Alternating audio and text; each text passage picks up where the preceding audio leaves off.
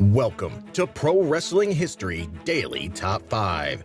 I'm your host, the eclectic gentleman, Stephen Watts, and join me as I count down the top 5 moments for this day in pro wrestling history. But before we get started, don't forget to like, share, and subscribe. And without further ado, let's get our wrestling history on.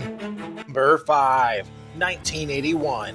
Sweet Ebony Diamond, aka Rocky Johnson underneath the mask, defeats Greg Valentine to win the NWA television title in Charlotte, North Carolina, beginning his second run with the title. Number 4, 1973. Tony Garea and Haystacks Calhoun defeat Professor Tanaka and Mr. Fuji for the Worldwide Wrestling Federation World Tag Team titles in Hamburg, Pennsylvania. This is the first tag team title for Garea, who would go on to hold the same title with 3 other partners, Dean Ho, Larry Zbyszko, and twice with Rick Martel. Number 3, 1986. The tournament was held to crown the very first ever Universal Wrestling Federation champion in Houston, Texas. The UWF was the new name for Bill Watts' Mid-South Wrestling, which had grown and expanded to include more cities outside of its original Louisiana and Oklahoma territory. In the main event of the tournament, Terry Bam Bam Gordy defeats Hacksaw Jim Duggan to become the UWF champion. Number 2, 1925. Joe Stetcher defeats Stanislaus Zbyszko for the World Heavyweight title in St. Louis, Missouri. It marks Stetcher's 3rd world title win.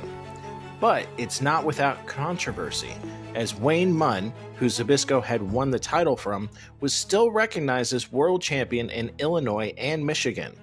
Ed Lewis would later beat Stetcher and Munn to unify the world title. Number 1, 1954. Jake the Snake Roberts is born.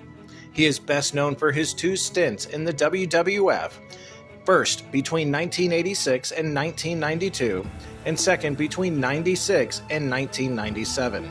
He wrestled for the NWA, WCW, the Mexican-based AAA, and of course, ECW.